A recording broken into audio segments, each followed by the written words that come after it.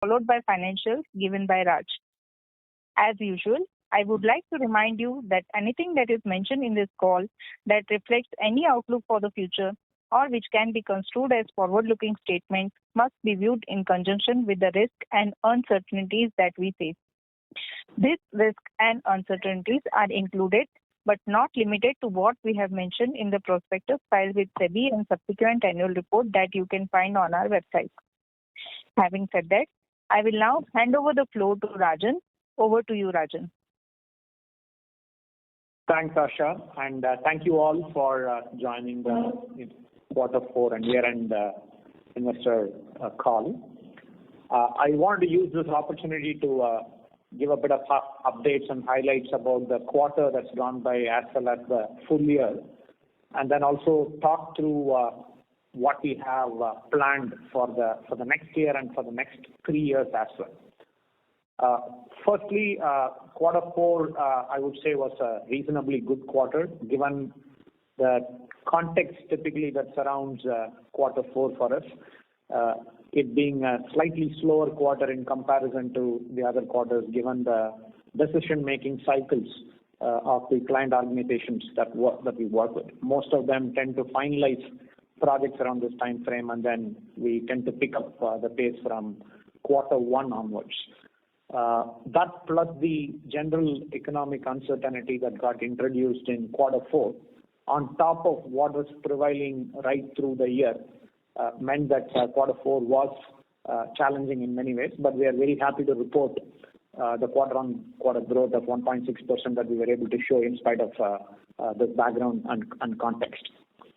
Overall, for the full year as well, if you recall, we had originally provided guidance in the range of about 18-19% growth, and we were happy to see a bit of an uptick on that when we ended the year, coming in at about 22%, right, overall in comparison to the previous. This is just the organic growth that I'm talking about. Of course, we did get a kicker on top of this because of the acquisition of Decision Point. I will cover what is happening on the Decision Point acquisition and the impact of that on our financials and the market outlook a little later during my talk. You would have seen the press release and the highlights that we have already shared as part of that. I will talk about a few other things here that will give you a little bit more perspective on what's happening in our context. First off, we are very happy to see the kind of traction in terms of the new logo additions that we were able to do in the last quarter. We were able to add 7 new logos, and a couple of them were sizable engagements, upwards of $500,000 even at the get-go. We were also able to revive 3 accounts that we used to work with, all of them good, strong Fortune 500 type of companies in multiple spaces. One of them in the retail space, one of them in the CPG space, and one of them in the financial services space. So we were able to get traction back in these accounts, and that kind of gave us an indication of the confidence that some of these stakeholders and clients have, that they bring us back in for specific engagements and opportunities, right, as they come by, even if the macroeconomic environment itself is sluggish. Secondly, we saw a good uptick in the work that we are doing in the space of Gen AI and agentic AI. I mean, I've talked about this in the past calls. We did the number crunching on this, and we saw that in the last year, the Gen AI work that we have done out of the total quantum of work amounts to about 8 to 10%. We're still getting some of the specifics sorted out, but it's a fairly good amount of work that has happened where we have leveraged Gen AI or agentic AI components in the delivery of the work. Many of them are solutions that we have built, and these solutions now incorporate a Gen AI layer, or they are pure Gen AI solutions in themselves, and we are seeing good traction for these in the market. When I look at the next year, we see about 16% of all opportunities confirmed plus open conversations in the GenAI and agentic AI space. And this is important because there are certain initiatives that we are kicking off in relation to that, and I'll come to that in a few minutes. But overall, really good traction on the GenAI agentic AI front. The other area where we were able to really move the needle in the last quarter and in the last year in general is the partnership with Databricks. We have seen significant traction in terms of the leadership interaction and connect. There have been two events that I have been a part of in the last 1 month itself. One in the US and one happening recently in Bangalore, where I was able to also meet with fairly senior leaders from Databricks on the partner side, on the go-to-market side, and from the sales side, and move the agenda. We are also going to be a part of the Databricks summit that is happening in June, and I'll be traveling for that to the Bay Area. At this point in time, we have 25 plus joint customers where either we have been working with them and we brought Databricks into the mix, or else they have brought us into the mix. And there are multiple instances where we have done a full implementation, or we have delivered business use cases on top of the Databricks implementation that the clients might have already done. We now have almost 250 people who are certified. We have 4 partner champions who have been recognized by Databricks, and we recently got included in the delivery partner program as well. And we got included for their professional services partnership program as well, wherein the elite cadre that they have within Databricks, which does the initial upfront consulting on how to set up and configure and what components are required. They will bring us in where the bandwidth that they have is insufficient, and they need similar consulting help for the clients. One of our solutions, AI Pen Pal, is also now available as part of the Brick Builder Accelerator, and we expect more of our solutions to become a part of the suite in the coming months. So overall, really good traction on the Databricks partnership, and again, I'll touch upon this in terms of what we intend to do going forward. One other area where we saw some good momentum was on the nearshoring opportunity that we have been pursuing. In the last year, I think, much of this started in the second half of the year. We now have a dozen plus people that we have been able to staff in nearshoring roles and opportunities in Canada and Mexico. We recently hired somebody who's going to be heading up this nearshoring opportunity from a talent acquisition and staffing standpoint, and we'll be doubling down on this in terms of offering this as an important value proposition for our clients. I'll now turn my attention to what we are looking to do in the coming year and in the next 3 years. Those of you who attended our investor conference earlier in the last year, and maybe I might have mentioned this in the last investor call as well. You would remember that we are looking at a doubling of our revenues from $100 million to a $220 million kind of revenue target in the next 3-year time frame. We are on track for that in terms of the internal preparation that we have been doing. There are 3 important initiatives that I will be personally driving in terms of making sure that we are well positioned for getting to that mark, of course, with the support of the entire leadership team. The first of them is the identification of a set of focus accounts, which we believe will give us the biggest jump from where we are to the revenue target that we have for a 3-year time frame. We have identified about 25 plus accounts. Many of these are accounts are clients that we are already working with. Some of them are more nascent and recent accounts, but we believe that they all offer huge potential for growth, and there is enough opportunity space that we can go after in these accounts. On the back of identification of these focus accounts, the intention is to double down more on expansion and growth and cross-selling opportunities within these accounts. And while we will continue to look at new logo and new account acquisition, the bulk of our effort will go towards growing the accounts where we believe there is a lot of potential. So we will have a growth team, and that growth team will focus on new logos, but we will also be investing a lot more on the account mining and the growth of the existing focus accounts that we have. So more additions to client partners and account managers and account leaders is in the offing, and we are already doubling down on that. The other area is the takeaway from the point I mentioned earlier related to GenAI and agentic AI. We have been building and we have been deploying these kind of solutions for our clients over the last 18 months. But right now, given the traction that we see in the market and the opportunity, we have also decided to set up a center of excellence around GenAI and agentic AI, which will be specifically focused on a few aspects. One of them would be to act as a core team of experts, subject matter experts around the technical and the algorithmic aspects of GenAI and agentic AI, and provide the necessary expertise and solutioning input to all the kinds of problems that we take on.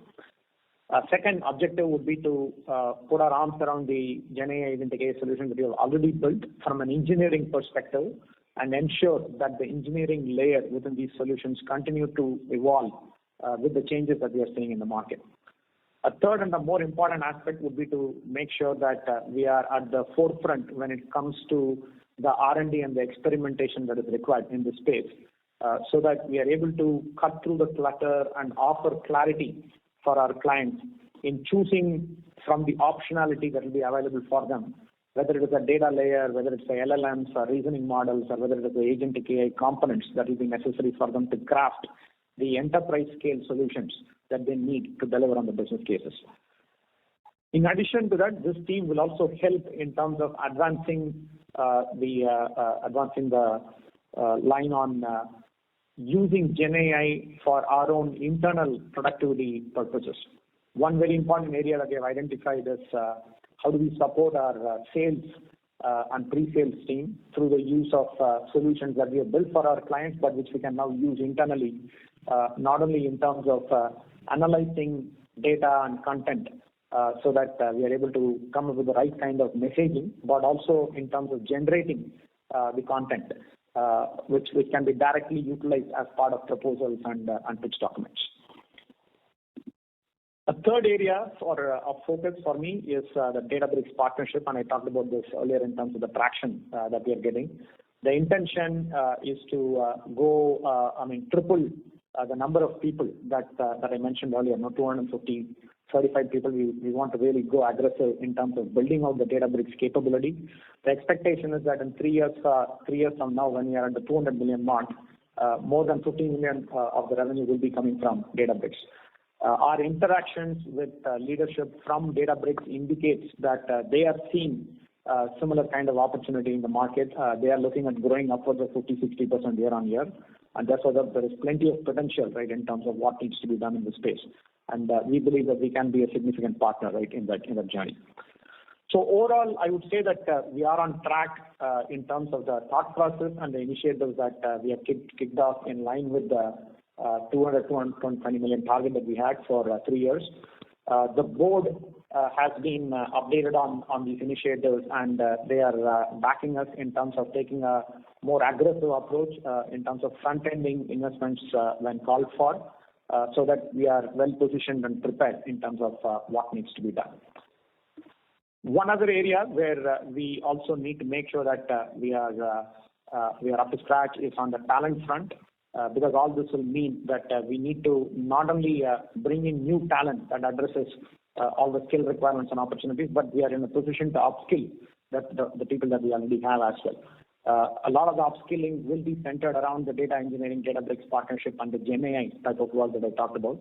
But from a hiring perspective as well, we are looking to double down on fewer campuses, build stronger relationships, open up undergraduate hiring in the US, for example, and also improve the internal process of rotation so that we are able to free up experienced people for the challenging new engagements that are coming our way. Overall, I would say that on the back of all of that, there is a reasonably good confidence in terms of the 3-year trajectory. Coming to FY26 itself, at this point in time, I would say that we have good visibility and confidence for an 18-19% revenue growth. The current book of confirmed work plus the high probability extensions already is more than the 100 million mark, more than what we have done last year. On top of that, the current pipeline, the weighted pipeline, and the confidence on that opportunity will take us to the 18% plus growth that I just mentioned. There is a pipeline that we are building out. On top of that, the intention is to get to a 25% plus growth mark from a revenue standpoint, while maintaining margins at the 23% EBITDA level, right, for the upcoming year. There will be a bit of a dip in the first quarter and maybe a bit in the second quarter because of compensation and other corrections that we typically make in quarter one. But we believe that we'll be able to pull back from that, so that for the full year we will be at the 23% EBITDA mark rate that we have achieved in the last year.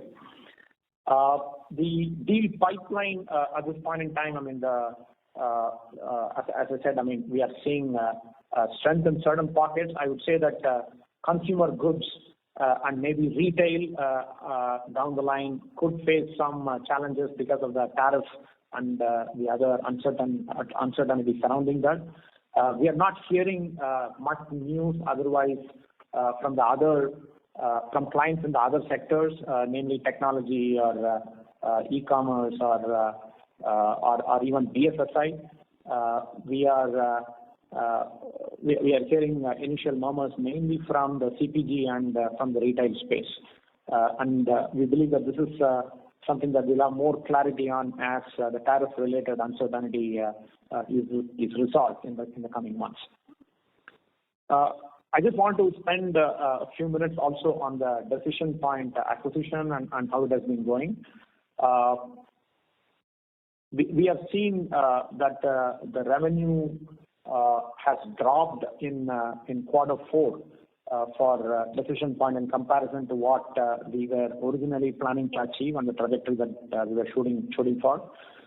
Couple of reasons for this. One is due to a few accounts where we saw a change in the decision-making regime on the client and the direction that they have taken, right, in terms of how they are setting up their initiatives. We are in conversations with the new set of stakeholders there, and we have seen some signs of revival in those accounts, but we do need to do more work on that front. So this is one of the key reasons. The other reason is the general downturn that is being seen in the consumer goods space. We have seen this not only in the Decision Point accounts, we've also seen it in the accounts that we have been working with in terms of our consumer goods practice. In general, there is a little bit more tentativeness when it comes to new initiatives, and things have been taking a while in terms of getting new initiatives underway. As I said earlier, the current tariff-related uncertainty will continue to pose challenges as far as consumer goods space is concerned, and we need a few more months and quarters to understand how this is going to play out and how we will position ourselves. What is heartening, though, for me is the extent of interaction, integration, and collaboration that's been going on between the Decision Point team and the Latent team when it comes to the consumer goods practice. I already made a reference to the nearshoring opportunities in Canada and Mexico. Mexico was a new market, and this has been made possible by the interactions with the Decision Point team. The account plans that we have drawn up for the next year and for the next 3 years, and the focus accounts that I mentioned, these are all joint exercises that have been done between Latent and Decision Point, and I believe that we are now able to bring the full spectrum of all of the capabilities and solutions that we have to offer when it comes to consumer goods companies.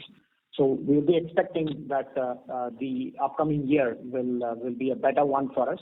But going into the first quarter, there is still the sluggishness that we sense as far as the consumer goods industry is concerned.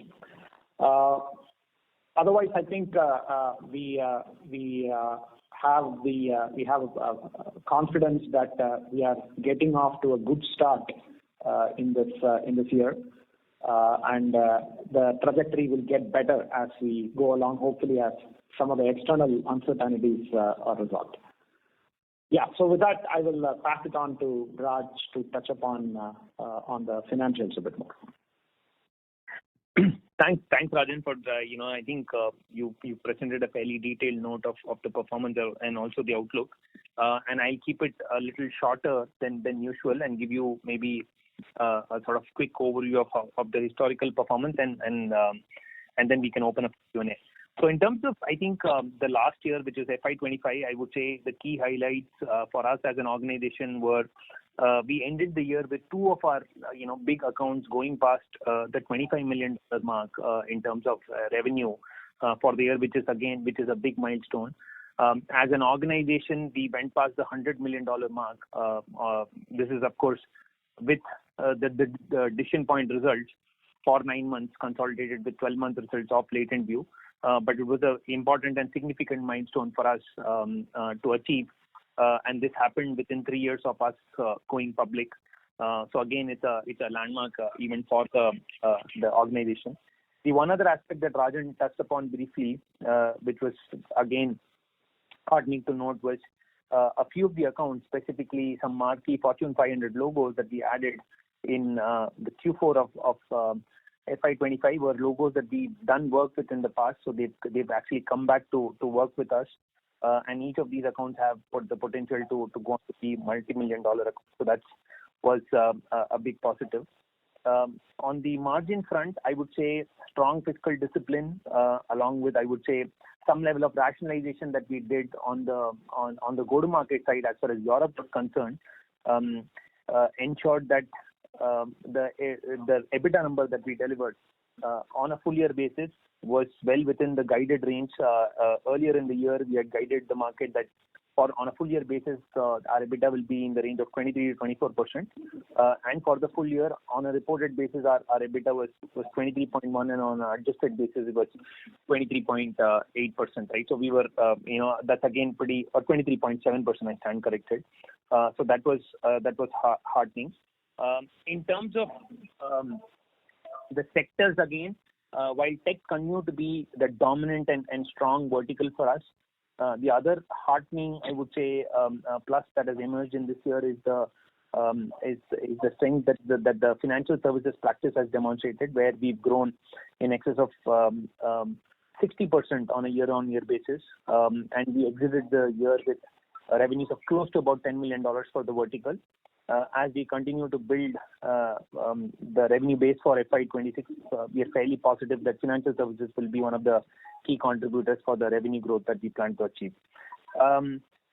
In terms of just the outlook itself for the next year, Rajan spoke about the fact that we are at this point in time looking at, we have visibility for a growth of close to about 18%. I'm again happy to report that we closed the year with an order book plus extensions, because again, are the nature of the contracting that we typically enter into is our contracts are between 6 to 12 months. But of course, there's a fair degree of renewals, or I would say high degree of renewals that happens in our order book. So the total order book that is stitched together plus the value of the high probability extensions is close to the revenue that we have clocked in the last year. So that gives us the confidence that we are starting the year on a strong base, where we've already stitched together revenue that was equal to the revenue that we delivered last year. So these are all the positives, I would say.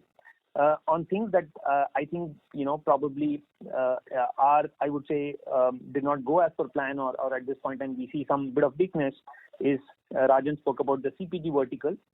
This is, of course, CPG after the acquisition of Decision Point has emerged as the second largest vertical for us.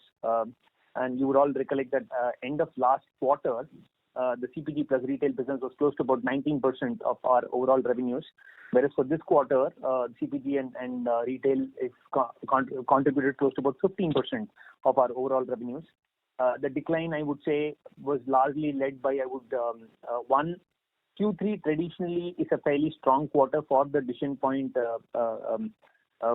business, because a lot of the contracts that they sign up have to be executed and delivered before 31st of December. So in some sense, Q3 is always a strong quarter. And Q4, which is Q1 of the calendar year in the US, is typically a weaker quarter, because clients are still sitting on the fence in terms of what initiatives they need to run for the year. And budgets typically are not released before the end of Q1, right? Which means that the executable order book that the CPG business has typically for Q4 is much lower, and that is what resulted in lower revenue for us in Q4 for the Decision Point business and also for CPG on an overall basis. That also meant that while our organic business grew by about 4.4% on a sequential quarter basis, the softer result at Decision Point meant that at an overall level, at a company level, we grew by about 1.9% for Q4. The EBITDA for the quarter on an adjusted basis came in at about 24.4%. This was against a 26% plus EBITDA that we had delivered on an adjusted basis for Q3. There were two big reasons as to why we had a little bit of a contraction in the EBITDA margins. One was there were a few high margin projects that we had executed in Q3 of FY25, which we've also put this down in the EBITDA margin bridge that we've shared in the investor deck. So please take a look at that. So that was one reason that the margins in Q3 were relatively higher. The other factor is that there were higher cyclical visa costs that typically get booked in Q4, and as a result of the lottery announcements for H1B cap, and those costs were booked in Q4 of FY25, and that meant that on a adjusted basis, the EBITDA margins for the business fell by about 1.7% on a quarter-on-quarter basis. However, we are happy to report that on a reported basis, and reported basis basically doesn't include the impact of, it actually includes the impact of the acquisition-related retention bonuses that are payable to the Decision Point employees. After adjusting for or after considering those expenses, our reported EBITDA for the quarter expanded by about 1.6% compared to the immediately preceding quarter. The EPS on a full year basis, we are happy to again report that even in a year where we acquired Decision Point, and despite the incremental charge that came in from amortization of intangibles related to the acquisition, we were still able to deliver a 9.3% growth in the EPS on a full year basis. So that was a positive outcome again for the business. Lastly, we end the year with a healthy cash balance of close to about 11,050 crores on a consolidated basis. Our employee base, as at 31st March, stood at about 1,650 employees, which meant that we had a net addition of about 27 employees in the most recent quarter. So with that, I'm going to be closing my session, and then we can open up for Q&A. Over to you, Asha.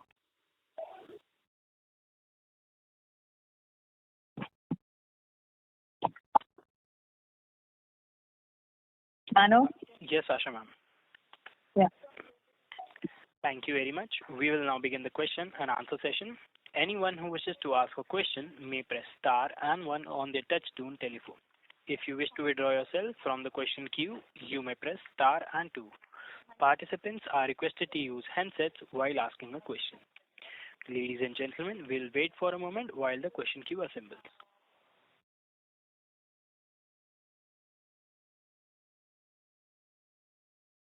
We have our first question from the line of Vimal Jamnadas from Alchemy Capital Management. Please go ahead.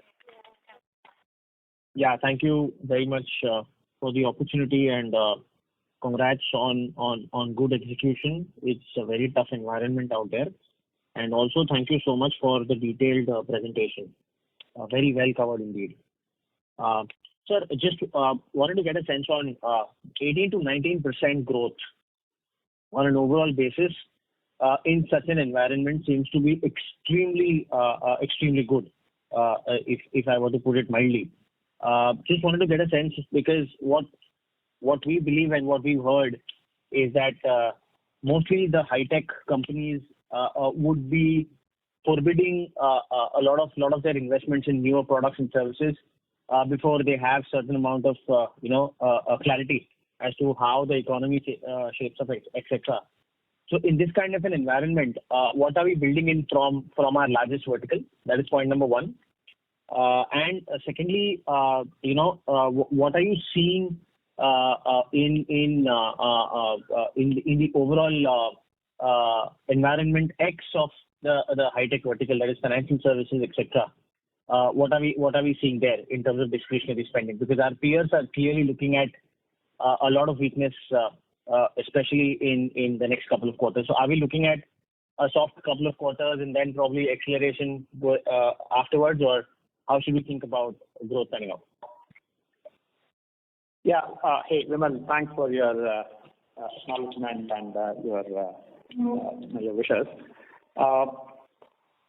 From a commentary perspective that we are hearing from the clients and prospects, as I mentioned earlier, concern, we have heard concern in the consumer goods vertical and to some extent in retail.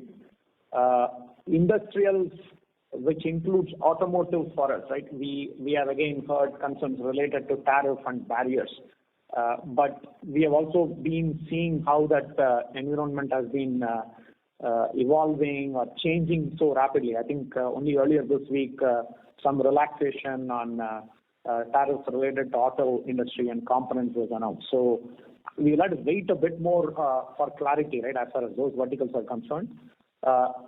You are right that our largest vertical, right, when it comes to technology, we haven't heard any concerns related to the tariff uncertainty, right? Or in general, the uncertainty that's been talked about on account of the change in regime, right, and the new way the U.S. government is approaching it. If at all anything, I have heard a lot more positive news in the last visit that I did. I was able to attend the Google Next event in Las Vegas last month, and there was a great degree of excitement and optimism about the new possibilities, right, in terms of what one can do with AI, Gen AI, Agentic AI. Agentic AI was featured so much in all the days of the conference, not just by Google, but even by multiple partners, organizations that they work with clients who are utilizing the Google environment. So there seems to be a lot more excitement about the new possibilities that are being introduced by the rapidly evolving technology, rather than the uncertainty that might be resulting, right, from the tariff and other concerns. But it's still early, I would say, to conclude one way or the other, because some of these things, it takes time to percolate down. For example, if the auto industry and consumer goods and retail industries were to suffer similar substantial setbacks, then I'm sure that there will be a ripple effect onto technology spending by those industries, and in turn, it could have an effect on tech companies as well. So at this point in time, we're not hearing anything from them. The same goes for banking financial services as well. In fact, in the last quarter, we won one of the accounts that we won, as I mentioned, was in the BFSI space, right, upwards of $500,000 and with potential to grow to $2 million. We reacquired another account in the BFSI space in the last quarter. And only this morning I received further news that that engagement is expanding and more work is coming our way, right, from the client. So in general, it's been fairly positive as far as the interactions are concerned. I think there is a good amount of excitement when it comes to Gen AI and Agentic AI on the BFSI front as well. If I take last year, there were quite a few projects that we have executed utilizing Gen AI capabilities for clients in the banking, financial services, and insurance space, and there are more conversations underway at this time. One other thing that I would like to bring up here is that typically, Raj and I mentioned earlier, right, that the confirmed book of work that we have and the extensions that we have, they are already stitched up for the next year, and that is already more than the revenue that we have done for last year. And this is largely on account of the fact that the ongoing initiatives are fairly critical and important, right, for the clients that we are working with. We don't see any kind of erosion happening on the front at all.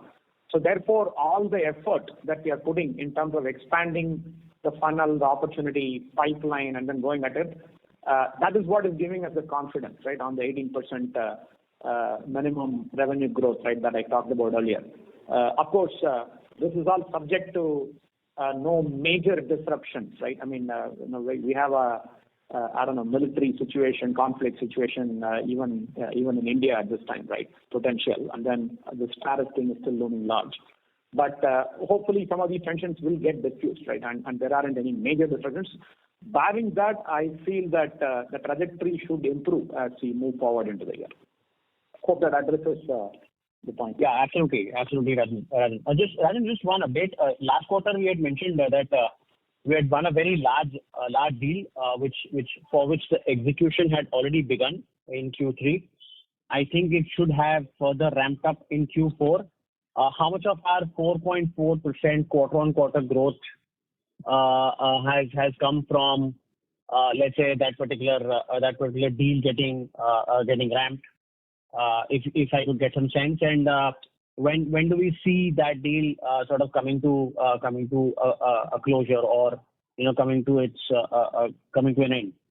That's one point. And secondly, we've seen a sharp drop in Decision Point's revenues. I just wanted to know what impact has that had on its margins, because when we acquired Decision Point, they had a fairly higher margin profile as compared to us because of the higher offshoring. So has that changed, or does it remain status quo? Yeah, I mean, I'll just make a quick point and then I'll pass it on to Raj to address both the questions. The ramp up for that large engagement, it pretty much got completed, right? Even as we stepped into Q4. So now we are operating at full strength on that engagement. The exact impact of that engagement on our growth, and then the other question that you had on Decision Point's impact on margins, Raj, if you can take those questions. So I'm just as we speak, I'm just getting the data on the large project ramp up and what's the impact on the overall 4.4% that we delivered. I'll just come back to you in a minute. The second point that you had, specifically Vimal, on the Decision Point acquisition, and the fact that this quarter has been a soft quarter for Decision Point. So definitely your point is well taken. The fact that their business, one, from a scale standpoint, is a subscale business today, and some of the investments that they have made, right, on the go-to-market side, as well as the channels that they've invested in, is for a substantially higher scale, right? Which means that whenever there is a drop in revenue, that does have an impact on the overall EBITDA margins for not just for Decision Point. It also has an impact on the EBITDA margins that have been reported for the group as a whole. But I'm happy to report that the business, while despite the fall in revenue on a full year basis, they have the Decision Point business continues to operate at deliver a business EBITDA of close to about 18%. This is despite the drop in revenues that they had for the most recent year. Most of it has been driven by the muted sentiment in the consumer space. We believe that some of this is short term in nature. The level of activity and engagement with clients definitely is quite high. We are also very, very positive that Q1 of next year will be much more stronger for Decision Point compared to what they did in Q4. But having said that, we still, I think, CPG, for us to get back to the company growth rate levels, I think that will take us a couple of quarters, and that's what Rajan and I have been alluding to, that it will take us at least a good 2 quarters before we start seeing the company level growth coming back to CPG. In terms of your first question on the large project itself, right? So we had, I would say, in percentage terms, if I were to put this, we had the impact of the ramp up on the full year on the quarterly revenue growth will be close to about 2%, Vimal, of the 4.4%. Thank you. We have our next question from the line of Rushabh Shah from Bajal Rock PMS. Please go ahead. Yeah, hi sir. Thanks for the opportunity. So I have 3 questions. So in the previous call, you mentioned that the new logo addition, there was like one account with whom you were able to re-engage and bring them back into your fold. So 2 questions on this. So what was the reason that that account left Latent View? And secondly, what steps did you take to bring him back to your portfolio? Yeah. So this is, Rishabh, thanks for the question. This is something that is typical as well. Typical in the sense that about 20% of the work that we do in any year tends to be fixed fee, fixed scope, clearly defined specific initiative projects. Okay. And in quite a few instances where we are getting started with a new logo, we might engage in that fashion, okay, to begin with. So typically, in most instances, these translate to follow-up managed services engagements, but we also see instances where we work with them once and then there is no immediate opportunity to re-engage. In our internal systems, when we do not have work, if you're not working with a stakeholder account for a period of 1 year, then we classify them as they are no longer part of our accounts. So when we then re-engage with them, then it becomes a revival. Okay, so that's what we are referring to, right, when we say revivals. In more often than not, the reason for revival is because the first engagement would have been an impactful engagement, but because it was a specific initiative and that's what they wanted help with at that point in time, and there wasn't anything in the nature of managed services that could happen immediately, we would have stopped working, and then when they come back to us, it's because they now have more work that they want to do. So I would say that it's mainly on account of the fact that we would have delivered impact in that first engagement, right? That brings us back to that. Of course, this is not the case in all instances. There are several accounts or logos where we would have done one engagement only, and then we never engaged with them again, right? In any of the subsequent years. But it is good to see that there are multiple. I mentioned that there were 3 accounts of that nature, right, in this last quarter where we were able to revive. One other reason the revival is happening is because we are also making a concerted effort in that direction. Because what happens is, especially in the technology and the e-commerce platform ecosystem, there is a lot of movement. People change jobs and they move on to other roles. So we are also running a concerted program where we are able to re-establish contact with them and then let them know about the latest value propositions and solutions that we are bringing to the table. And if there is resonance, then we are able to re-engage on specific initiatives or even in a managed services model. Okay. That's my second. Thank you, sir. And my second question is, in the terms of number of clients, the lower segment of clients, let's say less than like 50 to 100 million, are we focusing less on these kind of clients to gain more accounts in the upper segment, like more than 500 million? Because the clients we serviced in 2023 for 50 to 100 million were around 12. Now we have only 7. Just wanted to have your views on that. Are we focusing to gain more accounts in the top tier clients? Yeah, in general, the philosophy is to work with larger Fortune 500 companies where there is a fairly broad spectrum of opportunities within the data analytics space itself. Earlier in my opening remarks, I mentioned how we have identified 25 plus focus accounts, and we believe that the bulk of the revenue growth we expect in the next 3 years will come from these accounts. We are expecting almost 90% of the growth in the next 3 years to come from these accounts. So this is the philosophy that we are adopting. Not that we will not bring in new logos, but even the new logos, the intention would be to try and bring in the large Fortune 500 companies, right, which will have significant potential in the coming years. Smaller accounts, we would look to work with them more on an opportunistic basis with very low sales and business development efforts, meaning they come to us with the opportunities, or the sales cycle and the conversion time frame is much smaller, right? Then we can engage with those accounts. It is generally just a question of how much time and effort we put into converting an opportunity and what is the return we are expecting in the short term as well as in the medium term. So that is really the reason for focusing on the bigger accounts. Okay, thank you, sir. And my last question is, so in terms of geographical split of revenue, US still remains the dominant, around 90% of our revenue. And Europe and Latin remain the rest.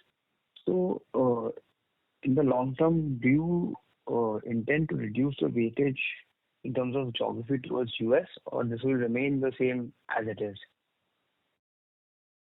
So it should come down in the long term. In fact, we did make a substantial attempt in terms of the Europe practice over the last 2.5, 3 years. But honestly, we haven't cracked the code on that yet. Okay, I mean, our Europe practice is still very small. One of the accounts that we reported as having won in the last quarter is out of the UK, and it could potentially grow. And then there are 2 other accounts. I mean, that is in the financial services space. There are 2 other accounts that we have in the financial services space. The one area where we are doubling down on when it comes to Europe is CPG, consumer goods, because this is the space where we have made the most amount of investments. And while the environment is sluggish in the US, Europe could offer a bit of respite, given the general sentiment that seems to be prevailing in Europe, whether it comes to industrial and defense and manufacturing, or whether even confidence in consumer goods and retail. So we will look at growing the consumer goods practice in Europe, and if we crack the code and we get it right, then we will look to replicate that in other sectors. This is as far as Europe is concerned. Latin America, yes, there is opportunity and potential, and we already have a presence there. Decision points over 65% of the revenues come from the LATAM market. There are opportunities that we are pursuing there even at this time. And the expectation is that we will continue to grow the Latin American practice as well. Now, whether the pace at which we can grow LATAM and Europe will outstrip the growth in the US, we still are not able to offer that specificity. The intent is there, and we are putting in the bandwidth and the effort, and there are some investments that are being made. I talked about the nearshoring opportunities, for example, right, in Mexico. So we are pursuing, and we are going having a go at it. I think we will need a few more quarters for us to give you a better sense of what that might look like. The 25 plus focus accounts that I mentioned earlier, there are at least, I think, close to half a dozen accounts that are part of Europe or Latin America out of that mix. So, and we are expecting that we will have good growth in those accounts. Thank you, sir. Ladies and gentlemen, in order to ensure that the management is able to address questions from all participants in the conference, please restrict yourself to 2 questions per participant only. If you have a follow-up question, we request you to rejoin the queue. We have our next question from the line of Srinath from Bellwether Capital. Please go ahead. Hi guys, am I audible? We can hear you, Srinath. Go ahead. Yeah, congratulations on the fantastic set of numbers. Wanted to find out wanted to understand the scope of work and growth profile in agentic AI. How many proof of concepts are we having right now? Want to understand, is this largely a cost-saving mechanism, or are we, executing POCs which are like end customer-facing solutions? And would it be fair to assume the large part of that 10% Gen AI business we have is coming from a high-tech vertical? So just wanted a deeper understanding of what we are doing in agentic AI. Yeah. So the main thrust of our Gen AI, agentic AI, has been really the solutions that we have built up, which incorporate either a layer of Gen AI in terms of the user interface and the interaction layer, or having Gen AI at the core in terms of how the work is done. I've given some examples on earlier calls, like Laser and the AI Pen Pal, or we have talked about our connected view supply chain solution, the Beagle GPT chatbot solution that we have for the consumer goods space, for example, or even the revenue growth management solution that we have for the consumer goods. They all now incorporate generative AI, either in terms of the modeling and the reasoning layer or in terms of actually used for contextual understanding, summarization, content generation, right? All of that sort. It's a mix of many things. In some instances, the GenAI solutions help cut down the effort required to do something. So, for example, one of the projects that we did is for a large European bank, their asset management practice, where we are helping them use GenAI to create the first draft of the analyst report that they put together on any company, right, that they are tracking. This is like what you all do, right? I mean, the institutional investors and analysts on the call, you follow companies and you use the published statements in order to come up with a projection for the company. I mean, we have used GenAI to create the first draft of the report, right? So that's an example. In Connected View, where we are building, offering solutions around demand forecasting, on-shelf availability, multi-tier supplier visibility, all of them, there is a reasoning layer which is being done by the GenAI, and then there is a interface user interaction layer that we have, right, as part of that. The two products that I mentioned earlier, Laser and AI Penpal, they are actually used to either summarize content and generate insights from that, or to generate new content which can be used by marketing teams in their outreach to customers, both B2B and B2C, in a very targeted, personalized fashion. So it's a mix of multiple things, Srinath, in terms of what we are doing. I mentioned that we did about 8 to 10% of revenues, right, coming in from GenAI. I would say that about 2/3 of that would be of a POC pilot nature, but 1/3 of that are solutions that have gotten into production environments, right, for our clients. We are expecting that percentage will go up, in addition to the overall percentage of GenAI work going up from where it was last year to maybe about 16-18% in the coming year. Perfect.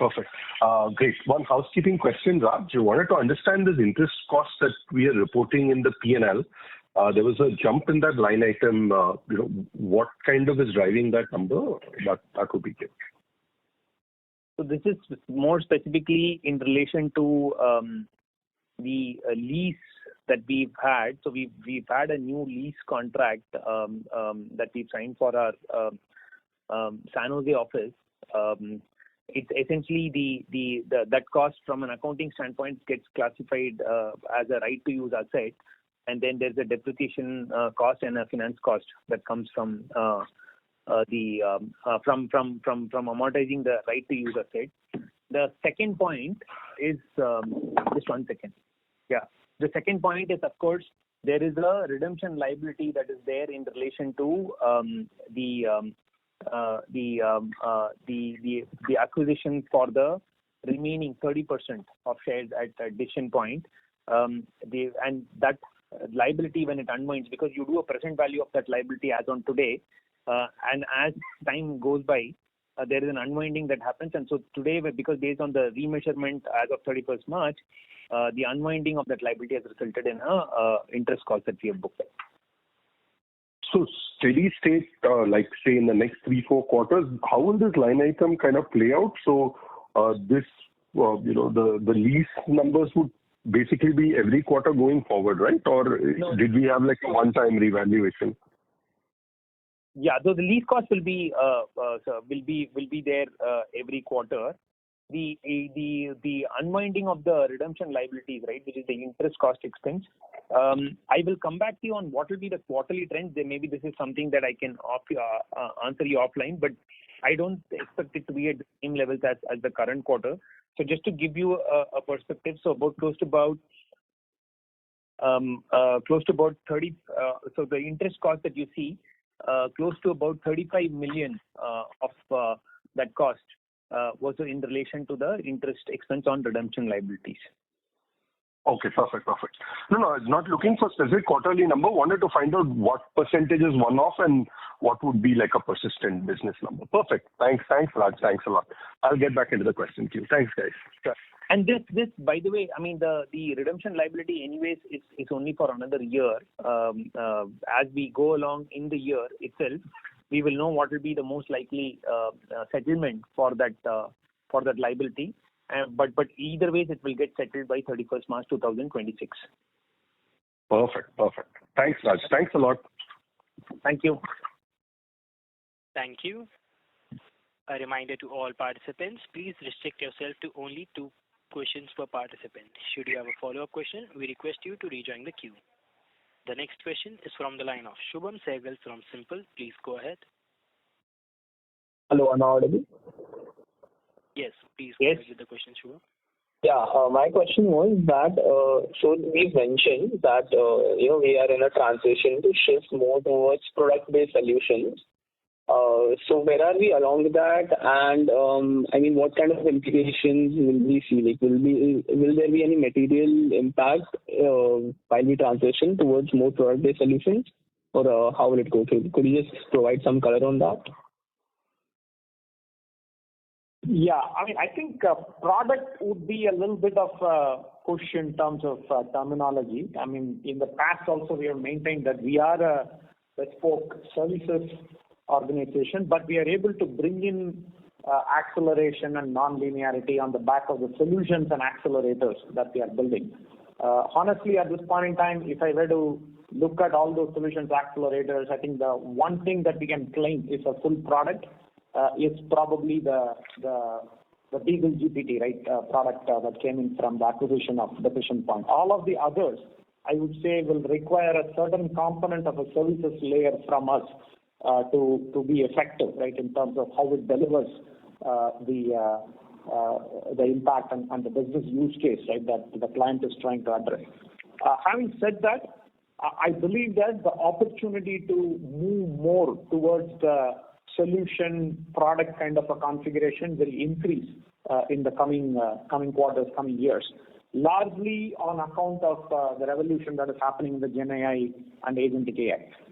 What I mean by that is that smaller aspects of even complex problems will get picked up and they will get addressed by point solutions, right, that emerge to address them. Through the startup ecosystem, through work being done by other service providers and organizations, and even extensions being done by platform providers, like a Databricks or a Salesforce, for example, right? And it is in that context where the optionality available to clients will dramatically increase. And that is where there is an opportunity to come and be the AI integrator of sorts, right, in terms of bringing these all together to create the solution ecosystem that can deliver on the enterprise use cases, right, that our clients will be grappling with. It is also our intention to put together such components in a very specified fashion, which can act as the solution or the product offering, right, that will address the client requirements.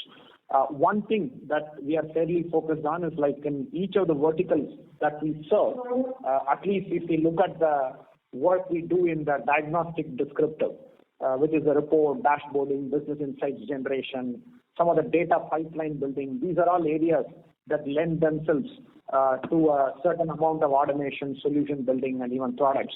And that is something that we want to do ahead of the curve. So I mentioned AI, Gen AI horizontal that we are creating, the COE. That COE will actually focus on identifying such opportunities and coming up with these solutions and products, right, which we can take to clients on a proactive basis to retain the market share of work that we are doing and even expand it by being the first to offer more productive solutions, right, that can get the work done at lower cost for our clients. So that's the intent going forward.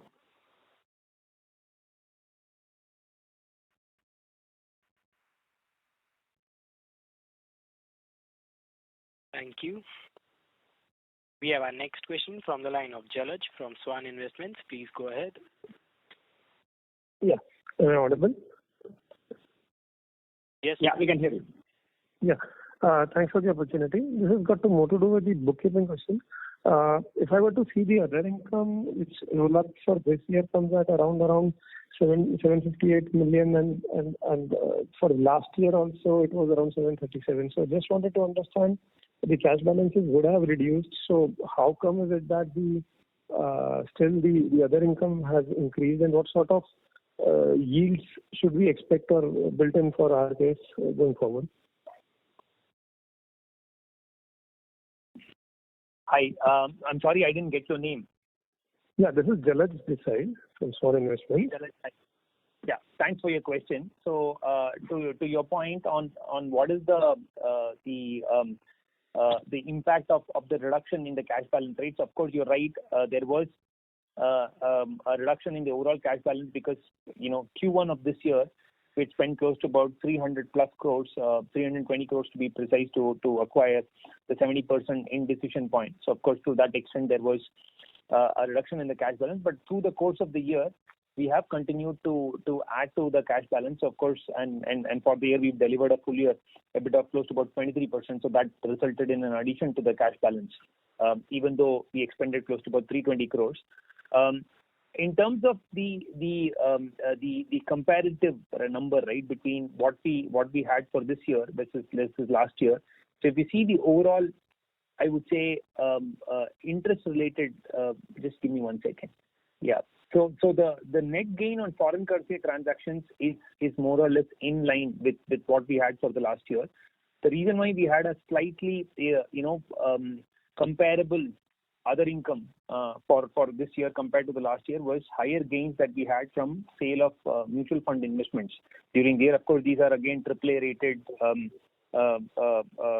These are mutual funds that invest in AAA rated funds, but through the course of the year, due to a falling interest rate scenario, we did have some level of better returns on the mutual fund portfolio, and that resulted in a higher gain from sale of these mutual funds. So that, in some sense, offset the lower interest income that we had on the treasury portfolio. I hope that answers the question. Yes, that does. Right. Thank you.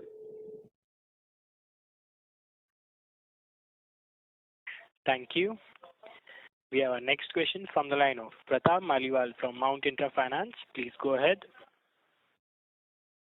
Hi, am I audible? Yes, sir.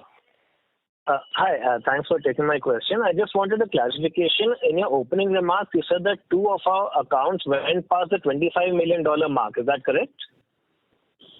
Yeah. So, yes, the 2 of our accounts, one of the accounts was very, very close to $25 million, and then the other account went past $25 million. So that's correct, yes. Okay, so out of our revenue base of about 100 million, 2 accounts contribute about 50 million of that share. Is that right? That's correct, yes. Okay, so now I see in our presentation that about 60% of the work that we do is in the diagnostic descriptive space, which, as you said, lends itself to automation and probably commoditization. So how much of the work that we do for these 2 accounts can kind of come under pressure, because this is a very critical part of our operation, clearly. So any comments on that? So I can take that, Raj. So the 2 accounts in question, they are both in the tech space, and it's in the tech space where we also get to do a lot more of the predictive, prescriptive analytics as well as the Gen AI work. So the percentage that would be at risk from commoditization or from an automation perspective would be a little less in general in the tech accounts. But having said that, it is also the case that even simple aspects like using established diagnostic mechanisms and sorry, there's some background noise. Okay. Yeah, sorry, sir. I was traveling in a car. Sorry, sir. Yeah. Okay. Yeah. So, sometimes we are also surprised by how even the large tech companies, when it comes to using their own technology for running their business, they are a bit lagging behind, right? And therefore, there are opportunities for helping them even on the diagnostic descriptive front as well. I think it'll be a mix. I would expect that. At this point in time, the percentage of work that is of a diagnostic descriptive variety as well as data engineering would be a high percentage, but probably not at the same level, right, as what we have at the overall organization level. Thank you, sir. We have our next question from the line of Surbhi from Bellwether. Please go ahead. Yeah. Hi, thank you. My question is regarding the data engineering piece. So we've started sharing the revenue by nature of the offerings this year. Wanted to understand what kind of growth have we seen on the data engineering part, and how do we see growth for this part of the business going ahead, especially how we are deepening our engagement and partnership with Databricks. So the data engineering component of work is today at around 19% or so, right, out of the overall revenue that we had.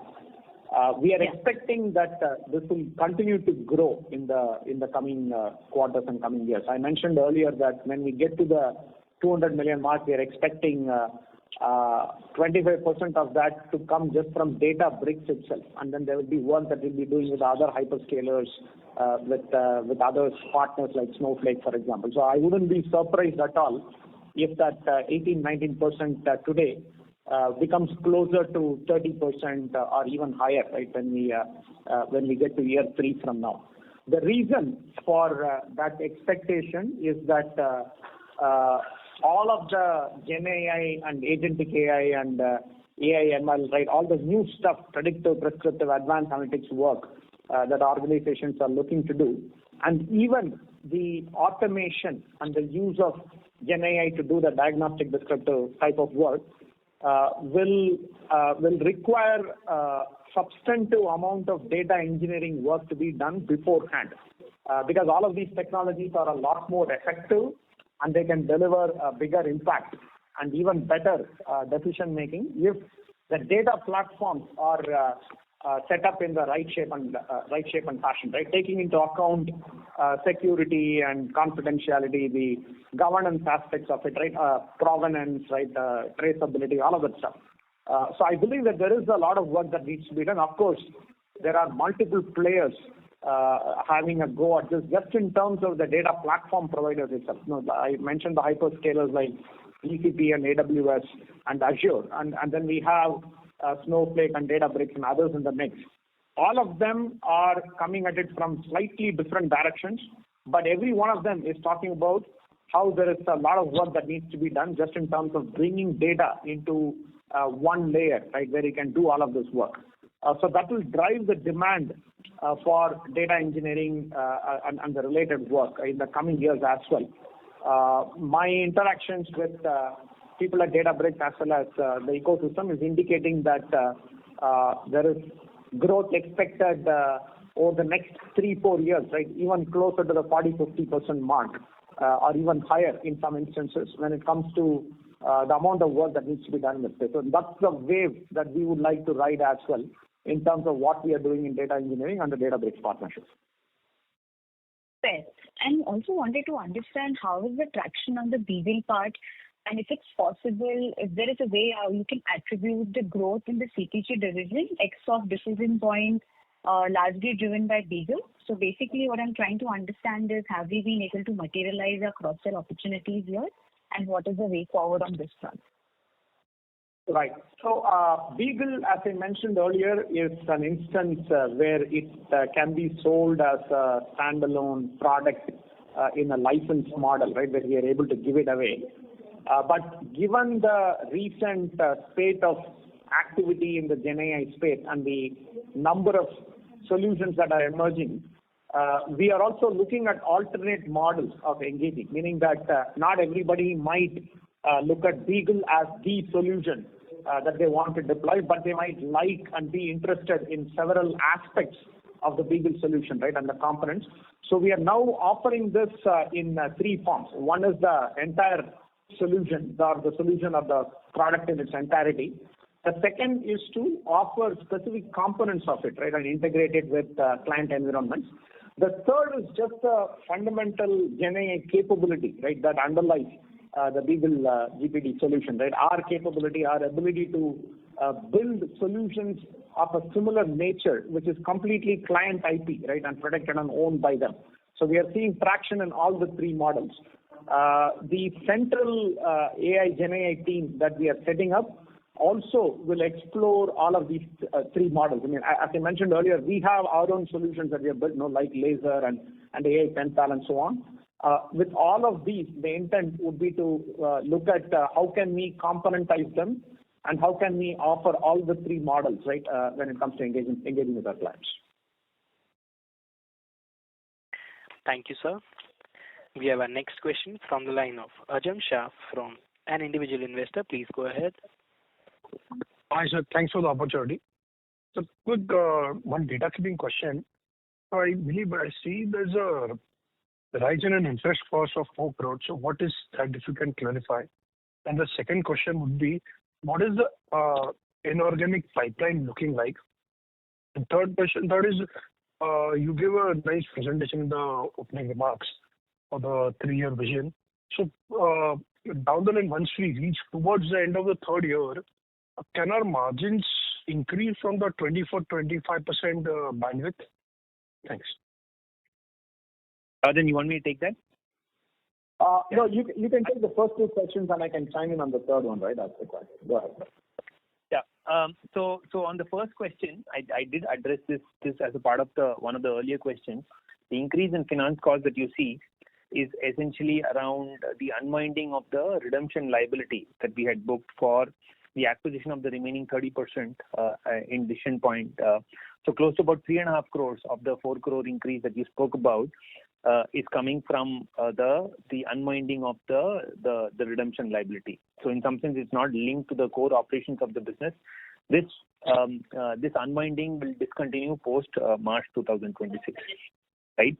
The second question that you had was, sorry, if you can just help me recollect this. What was the second question? The M&A pipeline. Inorganic pipeline. Yeah, at this point in time, I think the inorganic pipeline, we've from a strategic standpoint, what we have decided is that we will focus on data engineering companies that have a bias and a focus on Databricks and have very strong Databricks capabilities. So those would be organizations that we are looking at. In all fairness, I would say the last couple of quarters, the focus was really on integrating the Decision Point acquisition into the Latent View business, and therefore we didn't want to initiate or I would say look at new opportunities. But having said that, as we start FY26, I think there is a renewed focus on again going after inorganic as a growth lever, and we will continue to look at opportunities on the Databricks side. In addition to that, we will also continue to look for, I would say, investment opportunities in companies that are very smart or deep AI or Gen AI capabilities, right? And these could be in the form of not in the form of maybe acquisitions, but more in the form of investments. And these would be capabilities that we could then go and cross-sell or upsell to our clients, right? So that would be the intent behind making some of these investments. So these are, I would say, the two broad areas that we've identified for inorganic in the coming 2 to 4 quarters. In terms of the pipeline itself, as we speak, we are in the process of building a pipeline to execute, and you will hear more updates when we come into the analyst call after the Q1 results on the inorganic side. On the third point, which is specifically around what will be our exit margins if we were to deliver the 200 million sort of a number, there is of course no doubt that for the next 2 years, the focus will be on ensuring that we invest ahead of the curve. Because for us to get to the 200 million, we do believe that we may have to sacrifice margins in the short term and the medium term maybe, which when I say short to medium term, this will be, for the next couple of quarters to about say, 6 odd quarters, right? So we will have to make sustained investments for us to get to the 200 million.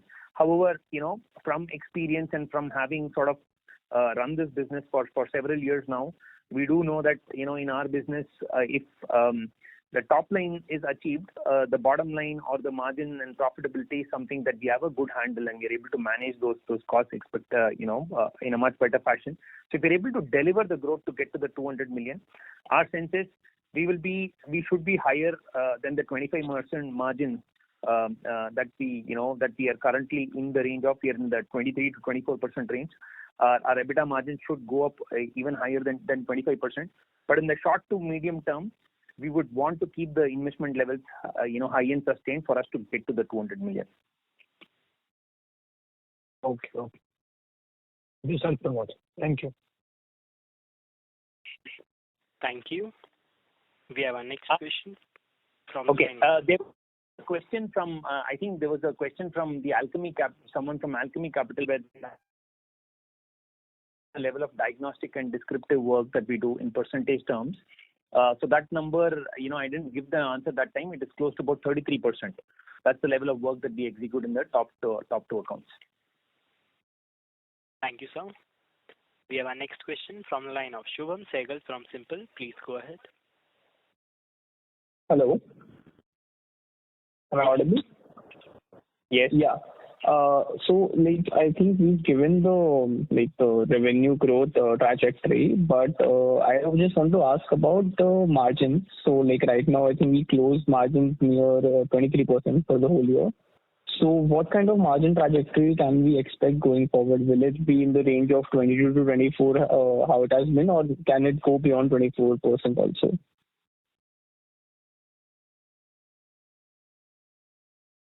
So, like I said, right, in the short to medium term, we will try to keep it in the same ballpark as we delivered for this year, which is the 23% mark. The intention, of course, is to focus on growth and invest to deliver the $200 million in the 3-year time frame that we've set out for ourselves. So that's going to be the primary focus, and we've outlined 3 broad pillars, right? As you will note in the press release that we've set out, there is, of course, investments that we will make to deepen our existing client relationships, and these will be in the form of client partners or account managers that we will continue to add in promising accounts, and we will make investments that are needed to drive growth in the high potential clients that we've already identified. The second and the third initiative being the setting up the AI Center of Excellence, as well as the Databricks Center of Excellence, right? In both these cases, we will continue to invest both on the capability building side as well as the go-to-market side. And so therefore, these investments, we believe, are necessary for us to get to the $200 million.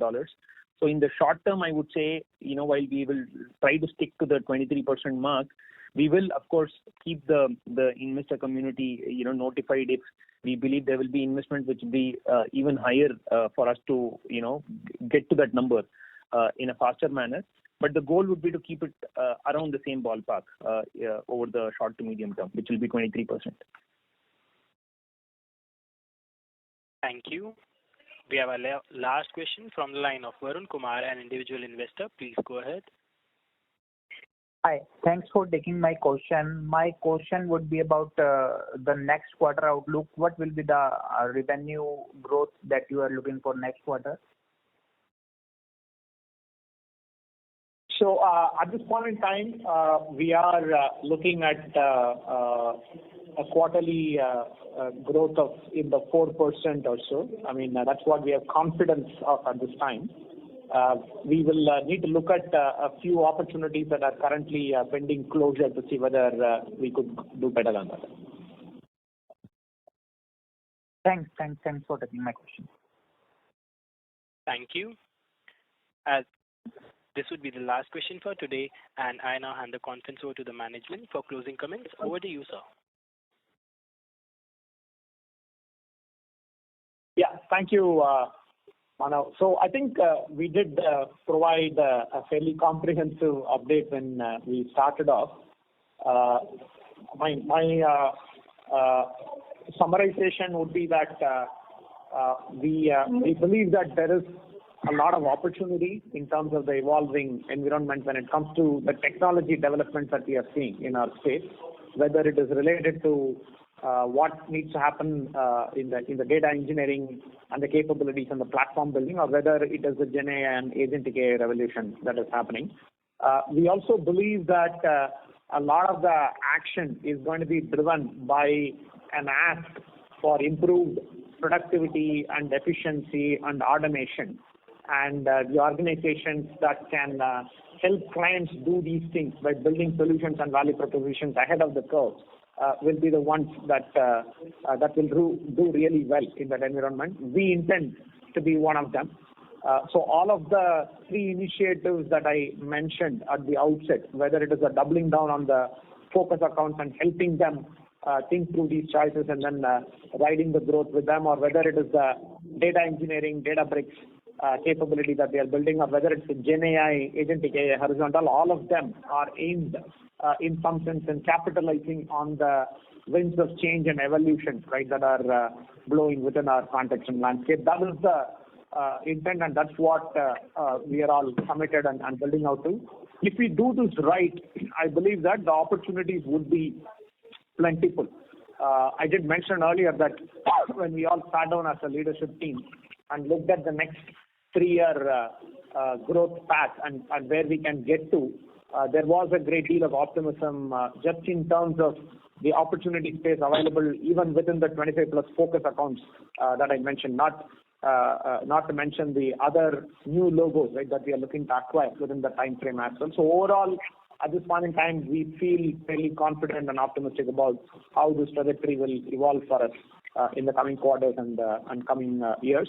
Of course, short-term macroeconomic context and uncertainty will play a role in terms of how things shape up. I'm sure that you are hearing similar commentary from other service providers as well in IT as well as in data analytics. We will not be completely immune to that. But given that we have been able to renew all of our work for the next year from the work that we did last year, and as Raj and I mentioned, we are already set up for more than the revenue that we did last year, and then there is a pipeline that we are looking to drive for this year as well. That all gives us a sense of confidence that we are doing the right things, that we are relevant to the clients. The work that we're doing is relevant. We will continue to work on these areas that I mentioned, right, bringing more innovation and productivity benefits, right, to our clients in the work that we do as well. So that's the intent. I will pass it on to Raj if he has any concluding remarks. But otherwise, thank you all for joining the call, and I look forward to connecting with you again in the next quarter.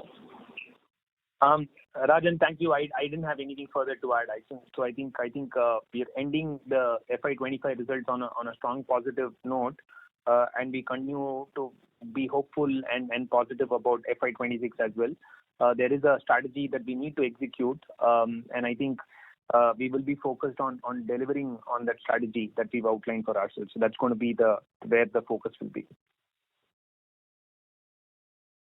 Thank you. On behalf of Latent Analytics Limited, that concludes this conference. Thank you for joining us, and you may now disconnect your lines. Thank you. Thank you all. Bye-bye.